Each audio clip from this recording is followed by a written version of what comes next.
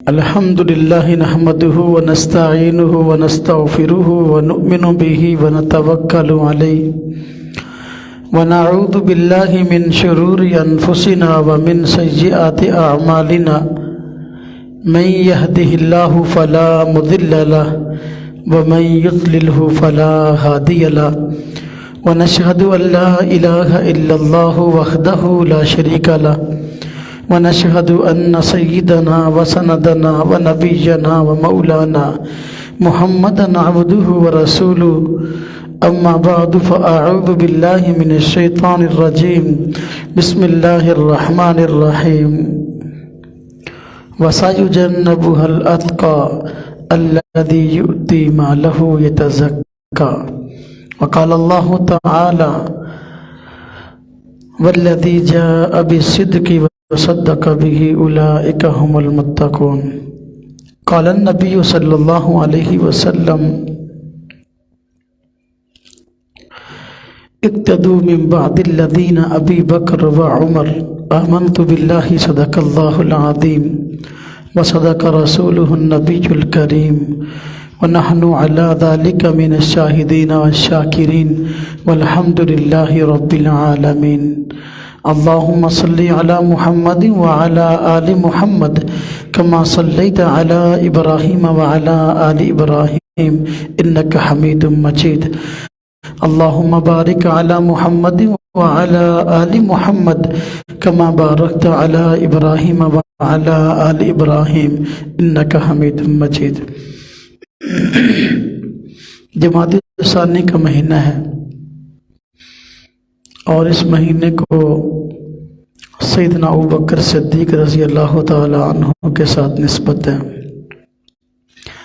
22 جمادی ثانی سیدنا صدیق اکبر رضی اللہ تعالی عنہ کا یوم وفات ہے۔ اس مناسبت سے حضرت سیدنا صدیق اکبر رضی اللہ تعالی عنہ کے فضائل و مناقب کے حوالے سے کچھ باتیں عرض کروں گا۔ سیدنا صدیق اکبر رضی اللہ تعالی عنہ اپنے اندر بہت سی صفات رکھتے تھے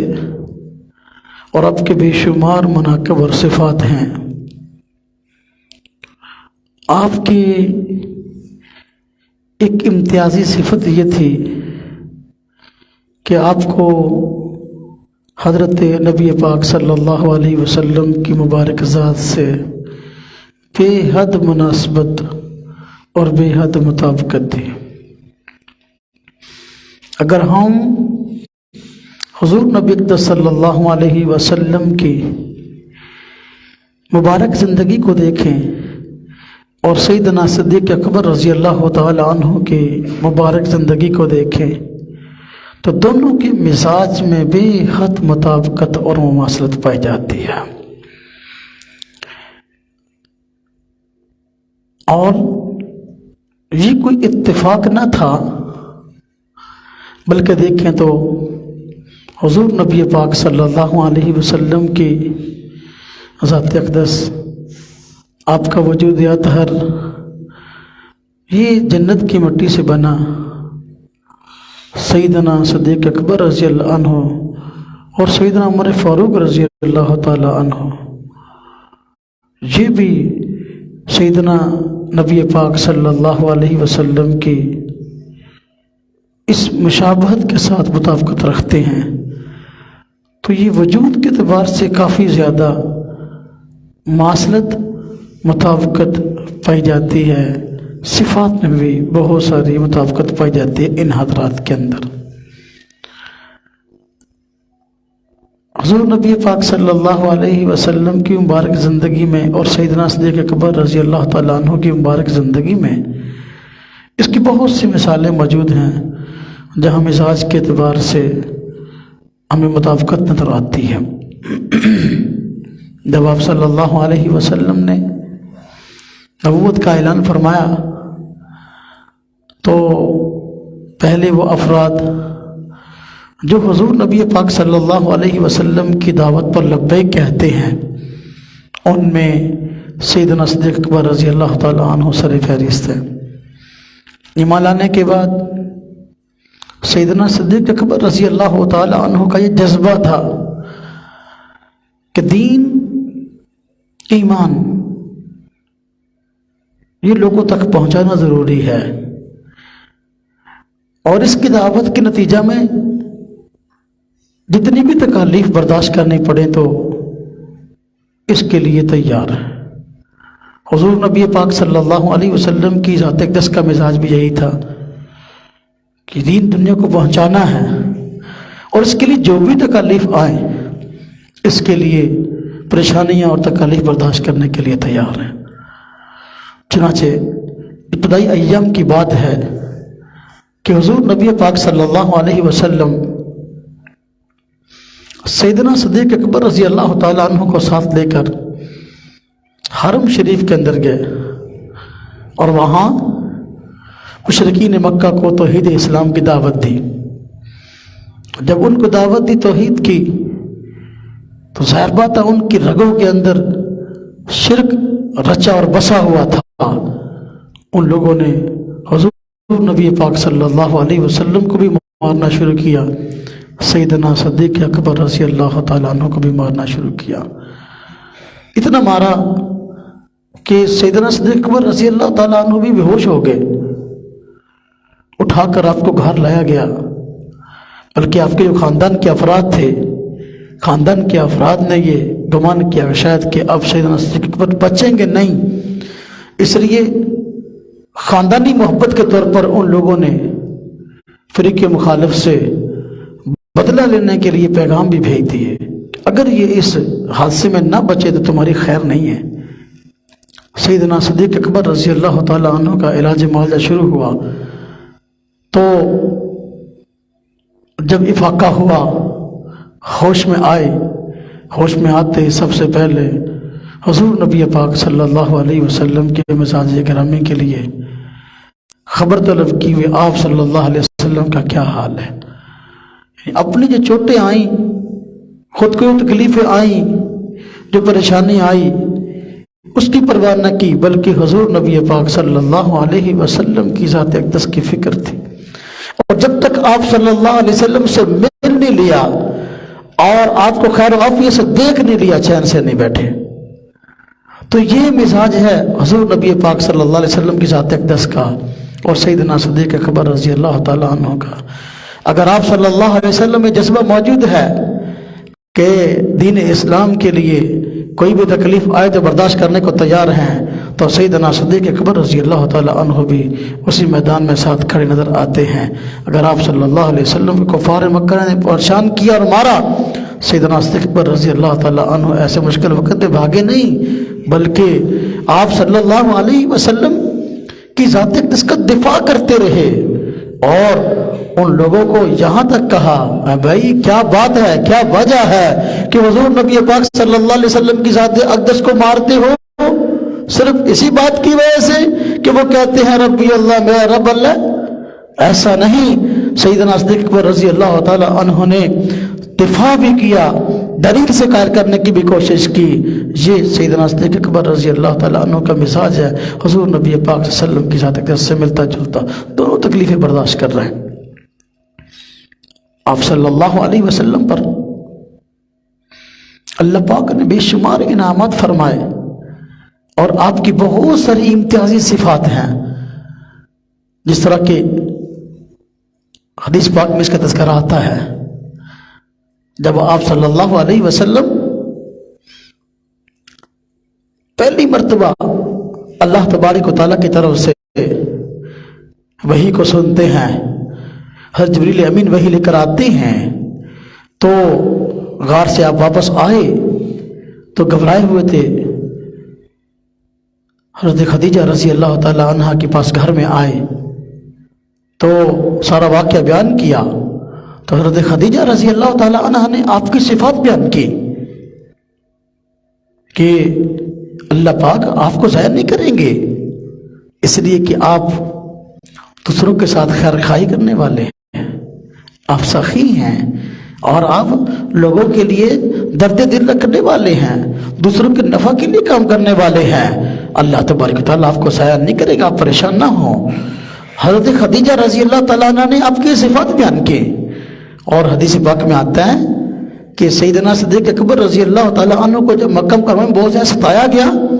کوئی صحابہ کرام حبشہ کی طرف ہجرت کر گئے، سیدنا صدیق اکبر رضی اللہ تعالیٰ عنہ نے بھی یہ سوچا کہ میں بھی اس علاقے کو چھوڑ جاؤں، تو مکہ مکرمہ سے باہر ایک علاقہ تھا، وہاں جا کر ایک سردار تھا، اس سے ملاقات کی اور جا کر سارے کے سارے حالات سنائے۔ اس طرح ہم نے حضور نبی پاک صلی اللہ علیہ وسلم پر ایمان قبول کیا اور اسلام کو قبول کیا، جس کی وجہ سے آج ہمیں ستایا جاتا ہے اور پریشان کیا جاتا ہے، اور اس لیے میں اس علاقے کو چھوڑ کر یہاں آیا ہوں۔ تو ابن دغنہ سردار کا نام تھا، اس سردار نے تقریباً وہی صفات سیدنا صدیق اکبر رضی اللہ تعالیٰ عنہ کی بیان کی جو حضرت خدیجہ رضی اللہ تعالیٰ عنہ نے حضور نبی پاک صلی اللہ علیہ وسلم کی بیان فرمائی تھی کہ بھئی آپ کو کیوں پریشان کرتے ہیں، آپ تو شریف النفس آدمی ہیں، اخلاق کے اعتبار سے اچھے ہیں، آپ سخی آدمی ہیں، آپ دوسروں کے ساتھ ہاتھ بٹانے والے ہیں، آپ غربا محتاج و مسکینوں کی مدد کرنے والے ہیں۔ یہی صفات ابن دغنہ نے سیدنا صدیق اکبر رضی اللہ تعالیٰ عنہ کی بیان کی، جو صفات حضور نبی پاک صلی اللہ علیہ وسلم کی حضرت خدیجہ رضی اللہ تعالیٰ عنہ نے بیان کی تھی۔ تو دیکھیں یہ مزاج میں مطابقت ہے سیدنا صدیق اکبر رضی اللہ تعالیٰ عنہ کے اور حضور نبی پاک صلی اللہ علیہ وسلم کی ذات اقدس کے۔ آپ صلی اللہ علیہ وسلم نے جب ہجرت کا ارادہ فرمایا، مکہ مکرمہ والوں نے، مشرکین مکہ نے جب حضور نبی پاک صلی اللہ علیہ وسلم کا جینا دوبھر کر دیا اور مجبوراً مکہ مکرمہ چھوڑنے پر آپ صلی اللہ علیہ وسلم نے فیصلہ فرما لیا، تو سب سے پہلے جس صحابی نے، جس مومن نے آگے بڑھ کر حضور نبی پاک صلی اللہ علیہ وسلم کا ساتھ دیا، سیدنا صدیق اکبر رضی اللہ تعالیٰ عنہ ہے۔ دیکھیں یہاں اگر آپ غور کریں، سیدنا صدیق اکبر رضی اللہ تعالیٰ عنہ اس مشکل وقت میں حضور نبی پاک صلی اللہ علیہ وسلم کے ساتھ تنہا ہجرت کے لیے تیار ہو گئے ہیں۔ اب حضور نبی پاک صلی اللہ علیہ وسلم نے طے کیا تھا کہ اس دین کو ہم نے دنیا میں پھیلانا ہے اور پورے عالم کو ہم نے اس دین سے روشن کرنا ہے۔ حضور نبی پاک صلی اللہ علیہ وسلم کے جذبات موجود تھے، بیعت پیغمبر اور سیدنا صدیق اکبر رضی اللہ تعالیٰ عنہ حضور نبی پاک صلی اللہ علیہ وسلم کے ساتھی تھے۔ آپ نے فرمایا بالکل یہ جذبہ آپ کے اندر بھی موجود تھا، اس لیے حضور نبی پاک صلی اللہ علیہ وسلم کا اس مشکل گھڑی میں ساتھ دیا، بلکہ سواریاں بھی نئی بہترین خریدی سفر کے لیے، اور حضور نبی پاک صلی اللہ علیہ وسلم کے ساتھ اس مشکل گھڑی کے اندر ساتھ چل نکلے۔ یہ نہ دیکھا کہ میرے گھر کا کیا بنے گا، یہ نہ دیکھا میرے خاندان کا کیا بنے گا، یہ نہ دیکھا میرے بیوی بچوں کا کیا بنے گا، یہ نہ دیکھا کہ میرے کاروبار کا کیا بنے گا۔ آپ صلی اللہ علیہ وسلم کا ساتھ دینے کے لیے اپنے گھر بار ہر چیز کو چھوڑ کر مکہ مکرمہ سے نکل کھڑے ہوئے۔ اب دیکھیں سیدنا صدیق اکبر رضی اللہ عنہ کے مزاج میں اور حضور نبی پاک صلی اللہ علیہ وسلم کے مزاج اقدس میں کس قدر مواصلت اور مطابقت موجود ہے۔ جب غار ثور کے اندر جا کر پناہ لی ہے، کفار مکہ پیچھے ڈھونڈتے ہوئے آ نکلے۔ اب حضور نبی پاک صلی اللہ علیہ وسلم بھی موجود ہیں غار میں، سیدنا صدیق اکبر رضی اللہ تعالیٰ عنہ بھی موجود ہیں، لیکن آپ دیکھیں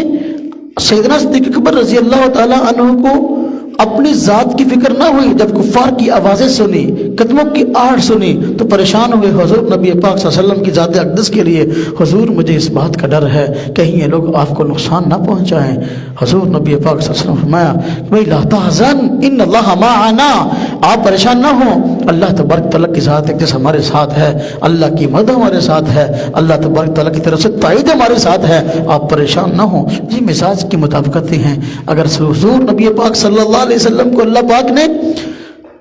جذبات عطا کیے کہ دین کی خاطر گھر بار چھوڑنا ہے، سب سے پہلے گھر بار چھوڑنے کے لیے سیدنا صدیق اکبر رضی اللہ عنہ تیار ہوئے، اور آپ صلی اللہ علیہ وسلم بھی سمجھتے تھے کہ صحابہ کرام اور بھی موجود ہیں، جذبے والے ہیں اور جرأت والے ہیں، لیکن اس موقع پر اگر میرا کوئی ساتھ آسان طریقے سے دے سکتا ہے تو سیدنا صدیق اکبر رضی اللہ تعالیٰ عنہ۔ اور حضور نبی پاک صلی اللہ علیہ وسلم کا فرمان ہے جب بندہ سفر کرتا ہے، سفر کے دوران کسی بندے کی اصلیت ظاہر ہو جاتی ہے، کیسے اخلاق کا مالک ہے، سفر کے اندر اخلاق ظاہر ہوتے ہیں۔ سیدنا صدیق اکبر رضی اللہ تعالیٰ عنہ نے سفر کے اندر جس اخلاق کا مظاہرہ کیا، اپنی مثال آپ ہیں۔ غار ثور دیکھیں، جس کا میلوں کا سفر تھا، حضور نبی پاک صلی اللہ علیہ وسلم مشقت کے وقت میں جو ہے وہ چڑھ نہیں سکتے تھے، کانٹے دار جھاڑیاں تھیں ارد گرد۔ ابو بکر صدیق رضی اللہ تعالیٰ عنہ کا ایمان جو بل پہ تھا، حضور نبی پاک صلی اللہ علیہ وسلم کی ذات اقدس کو اپنے کندھے پہ اٹھا لیا، خود بھی جو ہے غار ثور پر چڑھ رہے ہیں، حضور نبی پاک صلی اللہ علیہ وسلم کو بھی غار ثور پہ اوپر لے کے جا رہے ہیں۔ یہ مزاج کی مطابقت تھی، اور حضور بھی سمجھتے تھے اس موقع پر ابو بکر کے علاوہ کوئی ایسا بندہ نہیں ہے جو کہ اس مشکل وقت میں میرا ساتھ صحیح طریقے سے نبھا سکے۔ اور عام حالات میں بھی بہت سارے واقعات ایسے ملتے ہیں جہاں ابو بکر صدیق رضی اللہ عنہ، ہاں جی، اور حضرت عمر فاروق رضی اللہ تعالیٰ عنہ کا مزاج بھی ایسا تھا، ہاں جی۔ تو ابو بکر صدیق رضی اللہ عنہ کے بعد مزاج میں مشابہت حضور سے حضرت عمر فاروق رضی اللہ عنہ کو تھی۔ ایک مرتبہ ایسا ہوا کہ اپنے گھر سے ابو بکر صدیق رضی اللہ تعالیٰ عنہ نکلے، کچھ پریشان سا چہرہ تھا۔ حضرت عمر فاروق رضی اللہ عنہ بھی اپنے گھر سے نکلے، وہ بھی کچھ پریشان تھے۔ کچھ دیر ہوئی، دونوں نے اکٹھے ہوئے تو حضور نبی پاک صلی اللہ علیہ وسلم بھی گھر سے برآمد ہوئے اور آپ بھی نکل آئے۔ تینوں اکٹھے ہوئے اور ہر ایک نے دوسرے سے پوچھا گھر سے کیوں نکلے؟ انہوں نے کہا جی فاقہ تھا، بھوک تھی، بھوک بہت لگی ہوئی تھی تو پریشان ہو کر گھر سے نکلا ہوں۔ ابو بکر صدیق نے فرمایا میں بھی اس وجہ سے نکلا ہوں، حضرت عمر فاروق نے فرمایا میں بھی نکلا ہوں۔ یہ مزاج کے مطابقت ہیں۔ سیدنا صدیق اکبر رضی اللہ تعالیٰ عنہ کے مزاج آپ دیکھیں، غزوہ تبوک کے موقع پر سفر لمبا تھا، دشمن طاقتور تھا، اور اس وقت مالی کمزوریاں بہت تھی، مسلمانوں میں جو ہے مال کی بڑی کمی تھی، پریشانی تھی۔ حضور نبی پاک صلی اللہ علیہ وسلم نے پہلا موقع ہے کہ اس طرح تفصیل کے ساتھ آپ نے چندے کی اپیل کی ہے۔ حالانکہ اور کئی غزوات ہوئے، کئی جنگیں ہوئی ہیں، باقی جنگوں پر آپ نے اس طریقے سے کبھی بھی مالی امداد کے لیے جو ہے وہ صحابہ کرام سے اس طرح نہیں فرمایا تھا جس طرح غزوہ تبوک کے موقع پر فرمایا۔ اب جب آپ صلی اللہ علیہ وسلم نے فرمایا، سیدنا صدیق اکبر رضی اللہ تعالیٰ عنہ وہی سمجھتے تھے کہ بھئی اس مرتبہ حضور نے اگر فرمایا ہے تو یقیناً آپ صلی اللہ علیہ وسلم یہ سمجھ رہے ہیں، آپ کی سوچ ہے کہ اس موقع پر ہمارے پاس مالی سپورٹ ہونا ضروری ہے۔ اس لیے صحابہ کرام، سب صحابہ کرام کے سامنے اعلان کیا اور فرمایا جو ہے لاؤ اپنی طاقت کی بقدر۔ ابو بکر صدیق رضی اللہ عنہ ہر چیز لے آئے، ایک چیز بھی نہیں چھوڑی، اور صحابہ میں سے کوئی اس طرح کا مال اس طرح نہیں لایا پورے کا پورا۔ روایات میں آتا ہے کہ ابو بکر صدیق رضی اللہ عنہ جب گھر کا سامان لا رہے تھے تو گھر کے سامان میں گھروں کے اندر بس اوقات جس طرح کے عورتوں نے بعض معاملات کیے ہوتے، برتنوں والی الماریاں، ہمارے یہاں رواج ہے برتنوں والی الماریاں بڑی بڑی بنی ہوتی ہیں سیمنٹ کی، تو اس کے اوپر چھاڑے پڑے ہوتے ہیں، چھاڑے کے اوپر سوئی وغیرہ لگا دیتے ہیں، یا دراڑوں میں جو ہے نا سوئی دھاگا وغیرہ رکھ دیتے ہیں۔ ابو بکر صدیق رضی اللہ عنہ نے سارا مال اکٹھا کر لیا، یہاں تک کہ دراڑوں کے اندر بھی دیکھ رہے تھے کہیں کوئی سوئی بھی پڑی ہوئی تو وہ اٹھا کے لے جاؤ۔ یہ ابو بکر صدیق رضی اللہ عنہ کی حضور کی مزاج سے مناسبت ہے۔ حضور سمجھتے تھے کہ بھئی مال اس وقت ہماری ضرورت ہے اور ہماری مجبوری ہے، کفار سے ہم نے مقابلہ ایمان کے ساتھ کرنا ہے، لیکن مالی سپورٹ ضروری ہے۔ مالی سپورٹ میں جو جذبہ سیدنا صدیق اکبر کا سامنے آیا، صحابہ کرام میں سے اس وقت ایسا جذبہ کسی کا سامنے نہیں آیا، سب نے تعاون کیا، سب نے اتنا کی کہ آج ہم میں سے کوئی بھی تعاون نہیں کر سکتا، جذبات سب کے اپنے کا مثالیں تھے، لیکن سیدنا صدیق اکبر رضی اللہ تعالیٰ عنہ نے حضور نبی صلی اللہ علیہ وسلم کے مزاج کے مطابق، آپ کی چاہت کے مطابق تعاون کیا کہ کوئی چیز ہم نے نہیں چھوڑنی، اس لیے کہ حضور چاہتے ہیں کہ بھئی زیادہ سے زیادہ مالی سپورٹ ہو۔ یہ مزاج کی مطابقتیں ہیں۔ حضور نبی پاک صلی اللہ علیہ وسلم بیمار ہوئے، آخری ایام کی بات ہے، بیمار ہوئے، بیماری میں جو معاملہ سامنے آیا، آپ صلی اللہ علیہ وسلم نماز کے لیے نہیں جا سکتے تھے، تو آپ نے فرمایا مرو ابا بکر فلیصلی بالناس، فرمایا کہ ابو بکر کو کہو کہ لوگوں کو نماز پڑھائے۔ سیدہ عائشہ صدیقہ رضی اللہ تعالیٰ عنہ فرمانے لگی کہ حضور ابو بکر رقیق القلب ہیں، نرم دل والے ہیں، آپ کے مسئلے پہ کھڑے ہوں گے تو ان سے حوصلہ اتنا ان کا حوصلہ نہیں ہے کہ آپ کی جگہ پر کھڑے ہو کر اس معاملے کو برداشت کر سکے کہ اس مسئلے پر آپ نہیں ہیں، اب مجھے کھڑا ہونا پڑا۔ رقیق القلب ہیں، دل بہت نرم ہے، وہ نہیں کھڑے ہو سکتے۔ آپ حضرت عمر فاروق کو کہہ دیں۔ فرمایا نہیں، ایسا میں کہہ رہا ہوں، ابو بکر کو کہ نماز پڑھا ہے۔ حضور نبی پاک صلی اللہ علیہ وسلم سمجھتے تھے کہ اگر میں نے تمام صحابہ کرام کو اپنے گرد جمع کیا ہے اور صحابہ محبت کی بنا پہ میرے گرد جمع ہو گئی ہیں تو میرے مزاج سے سب سے زیادہ اگر کوئی شخصیت مطابقت رکھنے والی ہے ابو بکر صدیق ہے۔ صحابہ کرام سارے کے سارے سیدنا صدیق کے قبر کے گرد جمع ہو سکتے ہیں۔ اس لیے آپ نے ابو بکر صدیق رضی اللہ عنہ کا نام لیا، اور ابو بکر صدیق رضی اللہ تعالی عنہ آپ کی جگہ پر نماز پڑھاتے ہیں۔ صحابہ کرام میں سے کسی کو بھی اعتراض نہیں ہوتا کہ جی ابو بکر صدیق رضی اللہ عنہ کیوں نماز پڑھا رہے ہیں، ان کی جگہ پر کوئی اور کیوں نہیں ہے، فلاں نہیں ہے، فلاں نہیں، نہ کسی اور کے اندر یہ جذبہ پیدا ہوا۔ روایت میں ایسا نہیں ملتا کہ صحابہ کرام میں سے کسی نے تنہائیوں بھی یہ بات کی ہو کہ نہیں بھئی جو ہے نا یہ جذبہ یہ موقع مجھے ملنا چاہیے تھا۔ صحابہ کرام میں سے کسی نے ایسی بات نہیں کی، چونکہ حضور نبی پاک صلی اللہ علیہ وسلم سمجھتے تھے کہ آپ کے بعد تمام صحابہ کرام سیدنا ابو بکر صدیق کے گرد جمع ہو سکتے ہیں اور مزاج سے نہایت مطابقت ہے، اس لیے آپ نے ابو بکر صدیق رضی اللہ عنہ کو اپنی جگہ پر نماز پڑھانے کے لیے کھڑا کیا۔ اب دیکھیں مزاج سے کیسی زبردست مطابقت موجود ہے۔ سورہ نصر کی آیات اتری، سورہ نصر نازل ہوئی، اذا جاء نصر اللہ والفتح ورأيت الناس يدخلون في دين الله افواجا فسبح بحمد ربك واستغفر انه كان توابا۔ جب یہ سورہ نصر نازل ہوئی تو اس وقت صحابہ کرام نے خوشیاں منائی، خوش ہوئے کہ اللہ تبارک و تعالیٰ نے فتح کی پیش گوئی عطا فرما دی ہے کہ اب فتح آ جائے گی اور فوجوں کی فوجیں دین اسلام میں داخل ہوں گی۔ اس وقت صحابہ کرام خوش ہوئے، لیکن سیدنا صدیق اکبر رضی اللہ تعالیٰ عنہ نے جب یہ آیات سنی کہ آپ صلی اللہ علیہ وسلم پر ان آیات کا نزول ہوا تو آپ رونے لگے۔ اب صحابہ کرام بڑے حیران ہوئے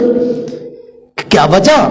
یہ تو خوشی کا موقع ہے کہ فوجوں کی فوجوں کے اسلام میں داخل ہونے کی پیش گوئی ہے، لہذا یہ تو خوشی کا موقع ہے۔ ابو بکر صدیق کیوں رونے لگے؟ جب ابو بکر صدیق رضی اللہ عنہ سے پوچھا گیا کہ آپ کیوں رو رہے ہیں، آپ نے فرمایا تمہیں پتہ نہیں ہے کہ حضور نبی پاک صلی اللہ علیہ وسلم کہ اس دنیا میں آنے کی غرض تو یہی تھی کہ دین اسلام دنیا میں پھیل جائے، افراد پیدا ہو جائیں جو کہ دین کو پوری دنیا میں لے کے جانے والے ہوں۔ اس آیت کے اندر اس مقصد کی تکمیل ہے۔ حضور نبی پاک صلی اللہ علیہ وسلم کے دنیا میں آنے کا مقصد ہی یہ تھا۔ جب مقصد یہ تھا اور یہ مقصد پورا ہوتا ہوا نظر آتا ہے، اس کے اندر در حقیقت حضور نبی پاک صلی اللہ علیہ وسلم کی وفات کی پیش گوئی موجود ہے۔ ان قریب حضور نبی پاک صلی اللہ علیہ وسلم دنیا سے جانے والے ہیں۔ میں فتح کی وجہ سے نہیں روتا، میں فوجوں کے مسلمان ہونے کی وجہ سے نہیں روتا، میں تو حضور نبی پاک صلی اللہ علیہ وسلم کی جدائی کی وجہ سے رو رہا ہوں کہ ان قریب ایسا وقت آنے والا ہے کہ حضور نبی پاک صلی اللہ علیہ وسلم ہم سے جدا ہو جائیں گے۔ یہ ہے مزاج پیغمبر، مزاج صدیق اکبر رضی اللہ تعالی عنہ کہ حضور نبی پاک صلی اللہ علیہ وسلم کی ذات اقدس کو بھی سمجھتے تھے، آپ صلی اللہ علیہ وسلم کی دعوت کو بھی سمجھتے تھے، اور آپ صلی اللہ علیہ وسلم کے ساتھ جو چیزیں جڑی ہوئی تھی، جو صفات جڑی تھی، جو ذمہ داریاں جڑی تھی، آپ کا محق ہو اس کو سمجھتے تھے۔ آپ صلی اللہ علیہ وسلم کا مزاج اقدس دین کے مسئلے پر کمپرومائز نہیں ہے۔ آپ صلی اللہ علیہ وسلم نے جب اعلان نبوت کیا، مشرکین مکہ نے آپ کو آفر کی، آپ چاہتے کیا ہیں؟ جو چاہتے ہیں آپ کو دیں گے، بس یہ آواز جو آپ لگاتے ہیں توحید کی یہ چھوڑ دیں، ہمارے بتوں سے لوگوں کو نہ روکیں۔ آپ چاہتے کیا؟ مال چاہتے ہم مال دیں گے، سرداری چاہتے ہم سرداری دیں گے، بڑے خاندان میں آپ رشتہ داری چاہتے ہیں ہم وہ دیں گے، اور جیسی لڑکی چاہیے شادی کے لیے ایسے آفر کی۔ حضور نبی پاک صلی اللہ علیہ وسلم کیا فرمایا؟ اگر میرے ایک ہاتھ پر سورج اور دوسرے پہ چاند بھی رکھتا تب بھی میں اپنی بات کو چھوڑنے والا نہیں ہوں۔ دین اسلام پر اس قدر پختہ تھے، اس قدر پکے تھے، دین اسلام کے کسی کمزوری کو برداشت نہیں کرنے والے تھے کہ بھئی دین اسلام میں کسی معاملے میں کمزوری نہیں ہے اور کوئی کمپرومائز نہیں ہے۔ ایک مرتبہ ایسا نہیں ہوا، سیدنا حضور نبی پاک صلی اللہ علیہ وسلم کو ایک فیصلہ آیا، ایک عورت نے چوری کی تھی، تو وہ کسی بڑے خاندان کی عورت تھی، چور کی سزا کہ اس کا ہاتھ کاٹا جائے، تو وہ سوار سے لے کے آئے خاندان والے کہ حضور اس خاندان میں بدنامی ہوگی اس کا ہاتھ کٹے گا، تو اس لیے آپ کو جو ہے متبادل اس کی کچھ ذات چیز فرمایا، اگر فاطمہ بھی چوری کرتی تو میں اس کا ہاتھ کاٹ دیتا۔ یہ حضور نبی پاک صلی اللہ علیہ وسلم کے جذبات تھے کہ دین کے معاملے میں کسی کمپرومائز نہیں ہے۔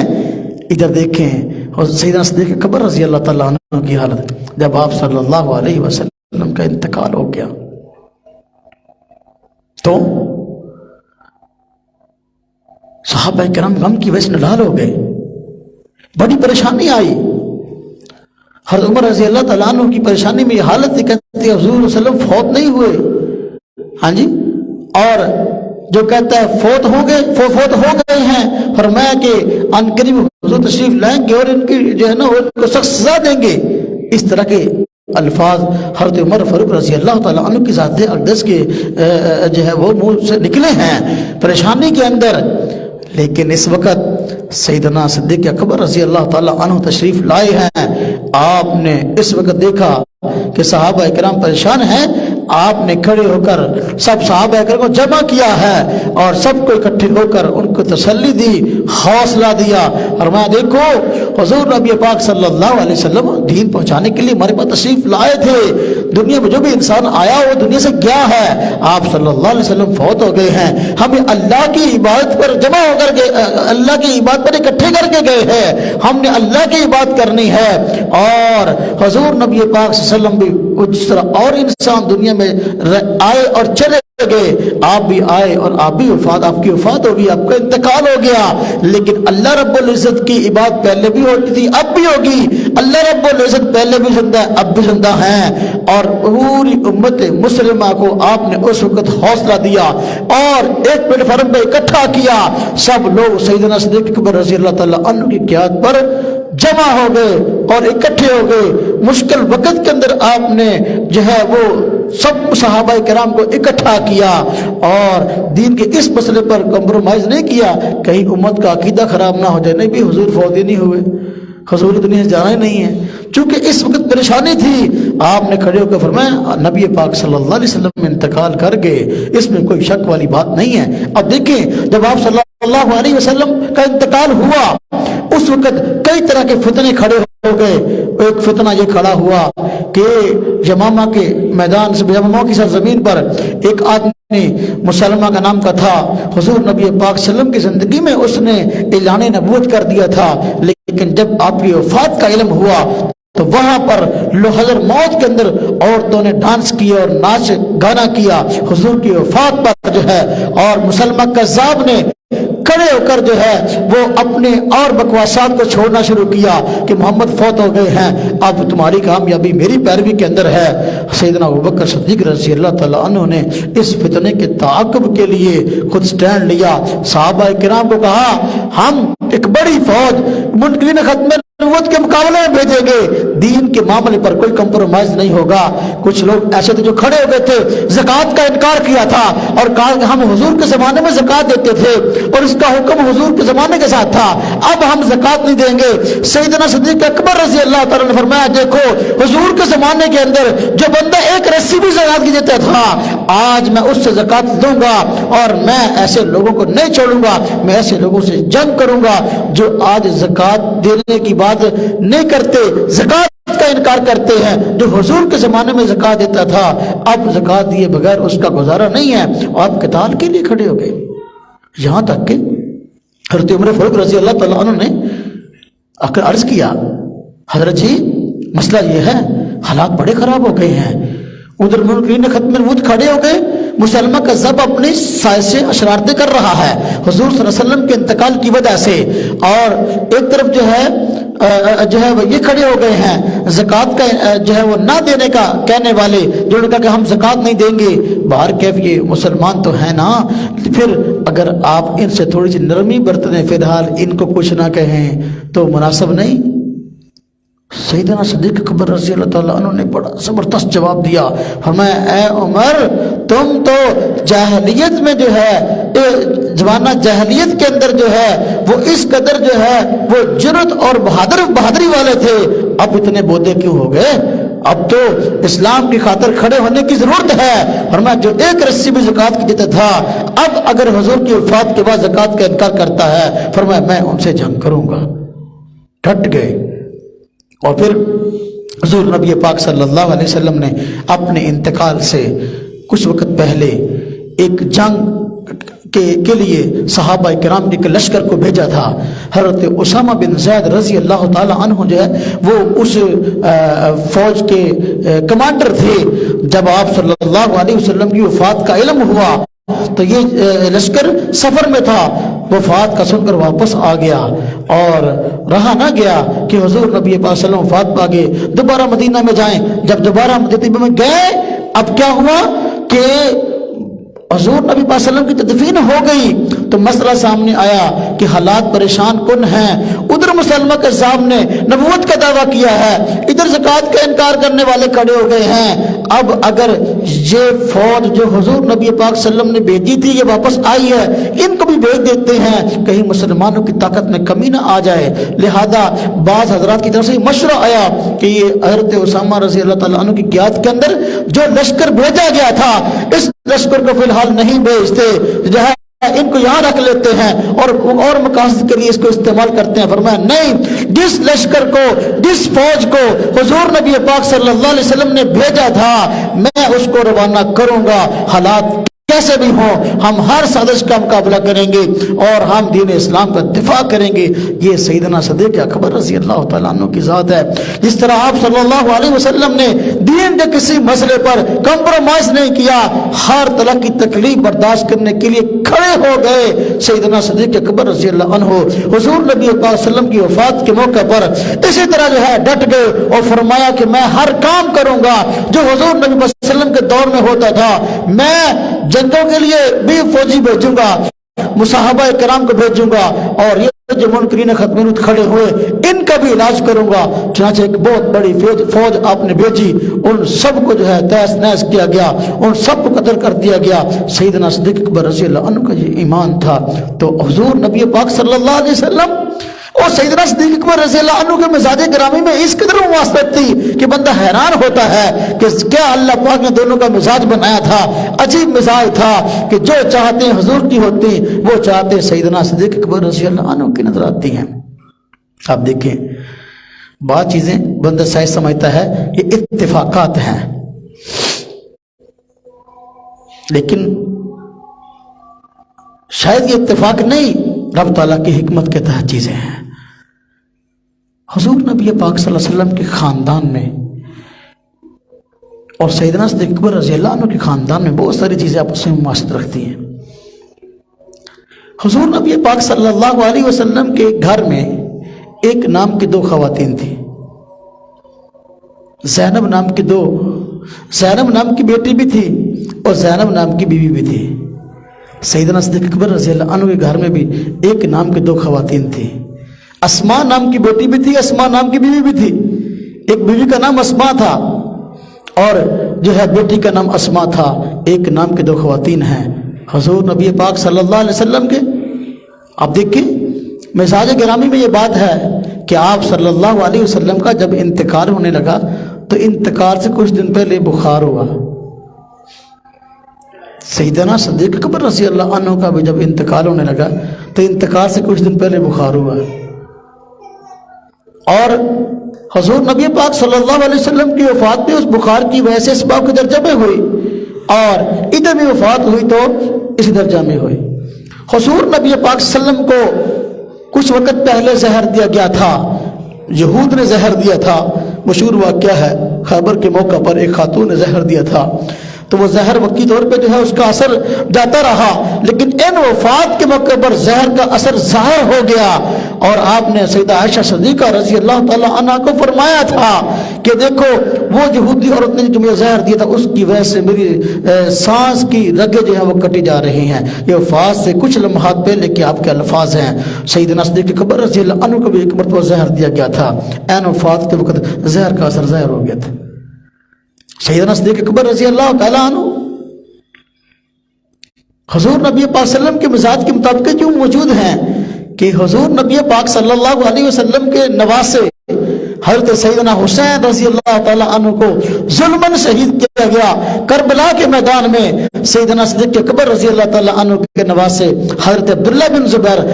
رضی اللہ عنہ کو بھی ظلماً شہید کیا گیا مکہ مکرمہ کے اندر۔ ادھر بھی نواسہ شہید ہے، ادھر بھی نواسہ شہید ہے۔ یہ مطابق مزاج سے کس قدر تعلق رکھتی ہیں ہم دیکھتے ہیں۔ سیدنا صدیق اکبر رضی اللہ تعالیٰ عنہ کی شخصیت یہ اپنی مثال آپ نظر آتی ہے صحابہ کرام میں۔ حضور نبی پاک صلی اللہ علیہ وسلم کی ذات اقدس سے مزاج اس قدر ملتا ہے کہ بظاہر اس طرح کی چیزیں جو عام ہم دیکھتے ہیں تو معاملات ہیں۔ اللہ پاک نے قرآن کریم میں فرمایا منہا خلقناکم وفیہا نعیدکم ومنہا نخرجکم تارۃ اخری، اسی مٹی سے ہم نے تم کو پیدا کیا، اسی مٹی میں تم کو لے جائیں گے، اسی مٹی سے تم کو نکالیں گے۔ سیدنا صدیق اکبر رضی اللہ تعالیٰ عنہ حضرت عمر فاروق رضی اللہ تعالیٰ عنہ کے متعلق آپ نے فرمایا، ایک روایت کے اندر فرمایا میں ابو بکر و عمر ایک مٹی سے پیدا ہوئے ہیں، فرمایا کل قیامت کے دن میں ابو بکر و عمر کے ساتھ اٹھوں گا۔ تو دیکھیں یہ مزاج کی مطابقتیں ہیں کہ اللہ پاک نے سیدنا صدیق اکبر رضی اللہ تعالیٰ عنہ کی ذات اقدس کے اندر اس قدر جذبات بھر دیے کہ حضور نبی پاک صلی اللہ علیہ وسلم کی بعد امت کی قیادت کرنے کے لیے اللہ پاک نے آپ کو تیار کر دیا ہے۔ آپ صلی اللہ علیہ وسلم کی ذات اقدس کو مال و زر سے محبت نہیں تھی، نہ آپ مال و زر جمع کرتے تھے، بلکہ بسا اوقات کئی دن کا فاقہ آ جاتا تھا، اگر کبھی مال آتا تو فوراً صدقہ کر دیتے تھے، آپ کا مزاج تھا۔ ایک مرتبہ ایسا ہوا حضور نبی پاک صلی اللہ علیہ وسلم کے پاس مال آیا، آپ نے صدقہ کر دیا، کچھ مال بچ گیا تو کوئی لینے والا نہ آیا، تو آپ صلی اللہ علیہ وسلم رات کو آرام فرما رہے ہیں تو دیکھا تو نیند نہیں آ رہی، بلکہ آپ صلی اللہ علیہ وسلم جس طرح بندہ سوتے کروٹیں بدلتا ہے، نیند نہیں آ رہی ہوتی، آپ صلی اللہ علیہ وسلم کروٹیں بدل رہے ہیں، کبھی ایک طرف کبھی دوسری طرف۔ حضرت سیدہ عائشہ صدیقہ رضی اللہ تعالیٰ عنہ نے پوچھا یا رسول اللہ صلی اللہ علیہ وسلم آج کیا بات ہے، بے چینی سی معلوم ہوتی ہے، نیند نہیں آ رہی، اس کی وجہ کیا ہے؟ فرمایا عائشہ کچھ میرے پاس چیز پڑی ہوئی ہے صدقے کی، کچھ پیسے پڑے ہوئے ہیں، فرمایا کہ وہ میں دے نہیں سکا، لینے والا کوئی نہیں آیا، تو مجھے ڈر ہے اس بات کا کہیں یہ اسی طرح جو ہے کسی کو دیے بغیر ایسے ضائع نہ ہو جائے۔ آپ صلی اللہ علیہ وسلم کی جذبات تھے، سیدنا صدیق اکبر رضی اللہ عنہ کے جذبات کیا ہیں آپ دیکھیں۔ جب آپ رضی اللہ عنہ کو خلیفہ بنایا گیا تو اس سے پہلے آپ کا کاروبار تھا کپڑے کا، آج بھی مدینہ طیبہ کے اندر ایک جگہ موجود ہے جہاں سیدنا صدیق اکبر رضی اللہ عنہ کی دکان کی نشاندہی ملتی، کپڑے کا کاروبار کرتے تھے۔ جب آپ خلیفہ بنے، امت مسلمہ کا جو ہے وہ لیڈر بنے اور وہ بوجھ آپ کے اوپر آیا، ذمہ داری آئی، تو اس وقت اب صحابہ کرام نے آپس کے مشورے سے سیدنا صدیق اکبر رضی اللہ عنہ کا وظیفہ مقرر کر دیا کہ بھئی دیکھو انہوں نے تو اب اپنے وقت کو امت کے معاملات میں خرچ کرنا ہے، اب اپنی ذاتی کمائی کے لیے ہو سکتا ہے کہ ان کے پاس وقت نہ ہو، لیکن بیوی بچے تو ہیں، خرچہ تو ہے، لہذا ان کا بیت المال سے بھی وظیفہ مقرر کر دیا جائے۔ حضور نبی پاک صلی اللہ علیہ وسلم کے بعد سیدنا صدیق اکبر رضی اللہ عنہ جب خلیفہ بنے ان کا وظیفہ مقرر کر دیا گیا۔ اب سیدنا صدیق اکبر رضی اللہ عنہ صحابہ کرام کا مشورہ تھا، اس لیے وظیفہ لیتے رہے، لیکن دل سے اس راضی نہیں تھے، مال کی محبت آپ کے اندر نہیں تھی۔ جب انتقال کا وقت آیا، کچھ وقت پہلے آپ نے حضرت عائشہ صدیقہ رضی اللہ تعالیٰ عنہا سے فرمایا دیکھو جتنا وظیفہ میں نے خلافت کے زمانے میں لیا ہے تو یہ سارے کا سارا وظیفہ کتنا بنتا ہے، حساب لگایا کہ اتنا بنتا ہے۔ آپ نے اپنی ذاتی جائیداد میں سے اتنا دوبارہ مال بیت المال کے اندر جمع کرا دیا۔ یہ ہے چیزیں سیدنا صدیق اکبر رضی اللہ عنہ کی حضور سے مزاج سے مناسبت اور جو ہے مماثلت، کہ حضور نبی پاک صلی اللہ علیہ وسلم اگر مال آپ کے پاس موجود ہے، آپ اس کی وجہ سے پریشان ہیں کہ بھائی یہ جو ہے اللہ کے راستے میں خرچ ہو جائے، سیدنا صدیق اکبر رضی اللہ عنہ باوجود اس کے کہ خلیفہ وقت ہیں اور آپ کی تنخواہ بنتی تھی، آپ وظیفہ لیتے رہے، لیکن آپ نے وفات سے کچھ وقت پہلے جتنا وظیفہ لیا وہ سارے کا سارا بیت المال کے اندر دوبارہ جمع کروا دیا۔ یہ مثالیں تھیں سیدنا صدیق اکبر رضی اللہ عنہ کے جو ہے وہ دینی خدمات کی اور دینی جذبات کی، کہ مال سے محبت اگر حضور نبی پاک صلی اللہ علیہ وسلم کی ذات اقدس کو نہیں ہے تو مال سے محبت سیدنا صدیق اکبر رضی اللہ عنہ کو بھی نہیں ہے۔ آج اگر ہمارا ملک، ہم چاہتے ہیں یہ ترقی کرے، ہم چاہتے ہیں کہ ہمارے ملک کے اندر خوشحالی آئے، سیدنا صدیق اکبر رضی اللہ تعالیٰ عنہ جیسے قرآن اگر ہمیں نصیب ہو جائیں تو پھر انشاءاللہ تعالیٰ وہ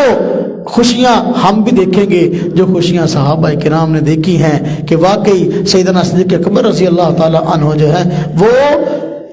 رعایا کا اس طرح خیال رکھ رہے ہیں جس طرح کہ اپنے گھر کے افراد کا خیال رکھتے ہیں۔ تو مال و دولت جمع کرنے پر جو ہے ان حضرات کا وقت نہیں گزرا، بلکہ ان حضرات کا وقت گزرا ہے تو اگر اللہ کی رضا کے مطابق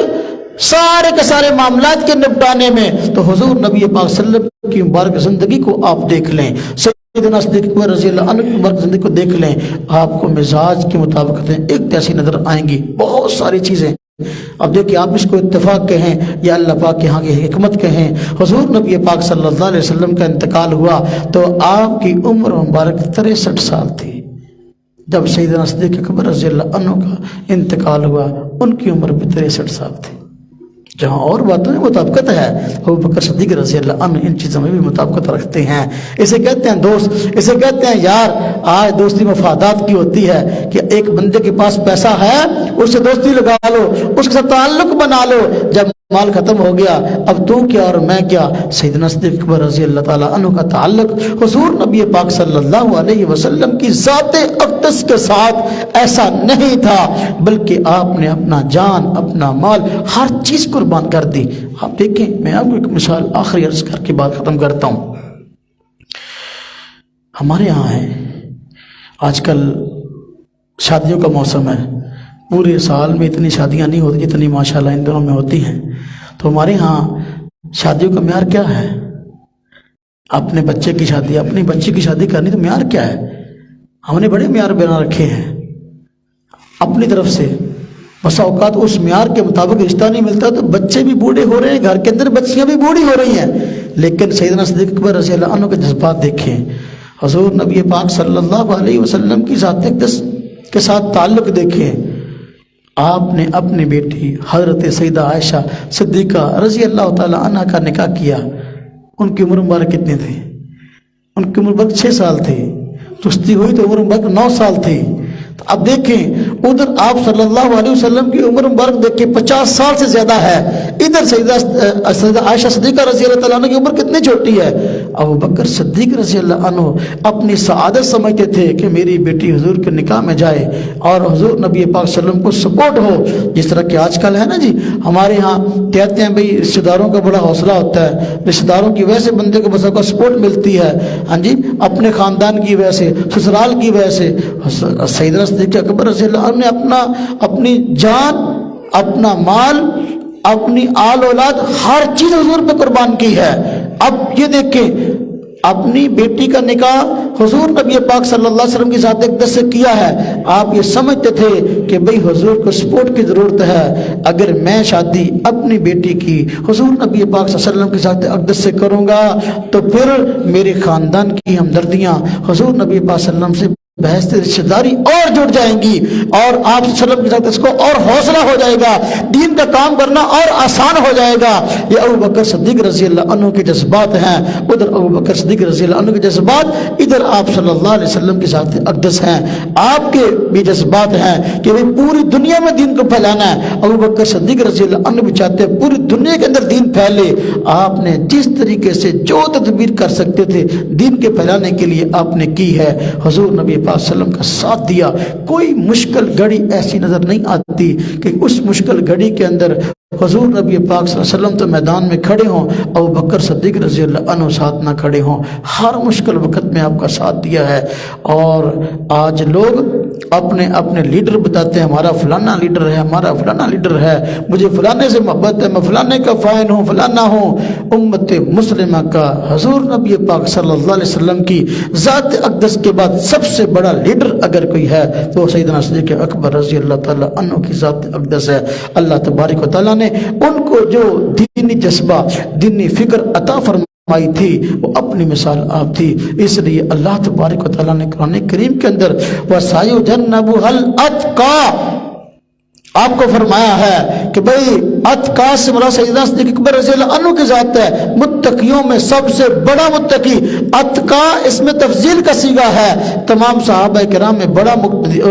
متقی حضور نبی پاک صلی اللہ علیہ وسلم تقوی کا پہاڑ تھے۔ آپ کے بعد آپ کی امت میں تقوی کے پہاڑ جو ہے سیدنا صدیق اکبر رضی اللہ تعالی عنہ تھے۔ تقوی ایک اتنی بڑی نعمت ہے ہاں جی، جو کہ ایمان کے بعد واقعی مومن کو مقصود مطلوب ہے۔ سیدنا صدیق اکبر رضی اللہ تعالیٰ نے ہر اعتبار سے آپ کا ساتھ دیا